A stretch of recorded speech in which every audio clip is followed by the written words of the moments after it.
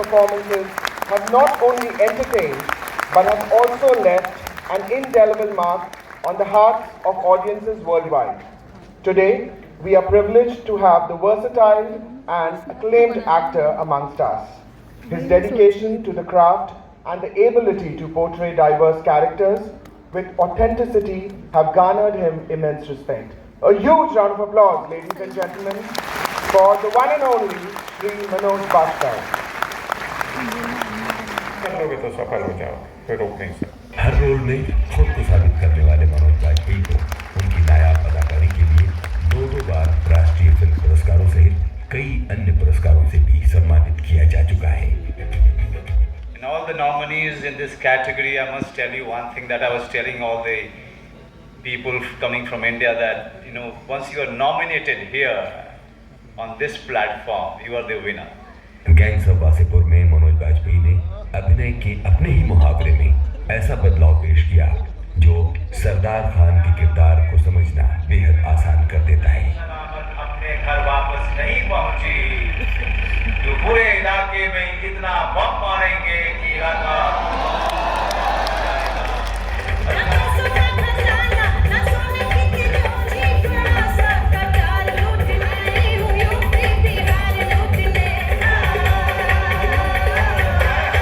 तो उन्होंने कहा दिल्ली क्या करने जाओगे? मैंने कहा मैंने अब डॉक्टरी करने का जो है इरादा छोड़ दिया है, अब मैं IAS IPS बनना चाहता हूँ। मैंने उनको झूठ बोला तो उन्होंने कहा ठीक है, लेकिन मैं 150 रुपया दे रहा हूँ, इसके बाद कुछ नहीं दे पाऊँगा क्योंकि मेरे 5 बच्चे और भी हैं, तो मैं इतना ज़्यादा पैसे मैं महीने के महीने नहीं दे पाऊँगा, तुमको देखना पड़ेगा। तो मेरा दोस्त रविंदर चौधरी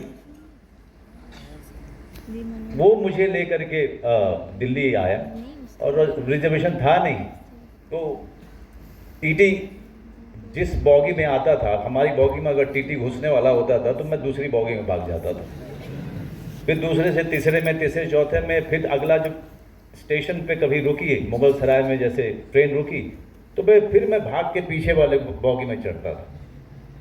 तो इस तरह से करते करते अलीगढ़ आया। जब अलीगढ़ आया तब तक जो है वहाँ अलीगढ़ में लोकल लोग उस समय ट्रेन में चढ़ा करते थे और लोकल लोग दिल्ली जाया करते थे काम करने के। ऑप्शन बी बनाएंगे तो ऑप्शन ए की कोशिश में कमी रह जाएगी, इसलिए ऑप्शन बी बनाना जो है मैं हमेशा से मैं भागता रहता हूँ। कभी भी जो है ये नहीं होगा तो क्या होगा, वो उस वाले कहावत में मैं कभी जाता ही नहीं हूँ, आज भी नहीं जाता हूँ, और उस समय तो बिल्कुल ही नहीं था। आप बहुत ही यंग थे, ज़िद्दी हमेशा से थे। तो जब ऑप्शन बी नहीं था मेरे पास में राष्ट्रीय नाट्य विद्यालय के अलावा, तो 1 महीने मैं बिल्कुल नर्वस ब्रेकडाउन पे आ गया था कि अब क्या।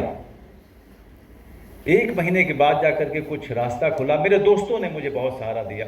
मेरा दोस्त मेरा हाथ पकड़ के सोते थे कि कहीं ये छत से छलांग न मार दे, है ना।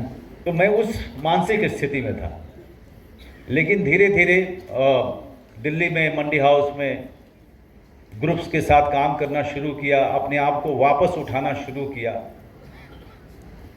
लेकिन उस समय में दौलत जी एक बात बहुत कमाल की मुझे याद आई और समझ में आया डॉक्टर साहब कि गिरने में कोई परेशानी नहीं है, गिरता हर आदमी है, लेकिन गिर करके आप कितना समय लेते हैं वापस उठने में, ये बताता है कि आप विजेता हैं कि नहीं।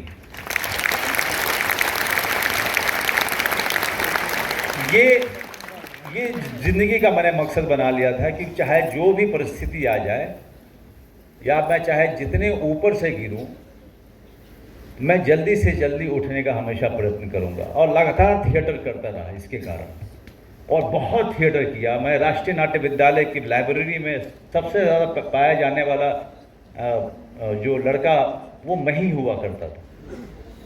माइग्रेट होता है, डिस्प्लेस्ड होता है और मुंबई के कंस्ट्रक्शन साइट पे काम करता है। फिर किन परिस्थितियों में उसे 3 महीने की बच्ची को लेकर के वापस झारखंड की जंगल की तरफ भागना पड़ता है अपनी जान बचाने के लिए, अपनी बच्ची की जान बचाने के लिए। जोरम मेरे जीवन की बहुत ही महत्वपूर्ण फिल्म है। उसका कारण सिर्फ ये है कि हमारे समय में सिनेमा सिर्फ मनोरंजन के तौर पे देखा जाने लगा है। Cinema as a medium of art को हम भूलने लगे हैं।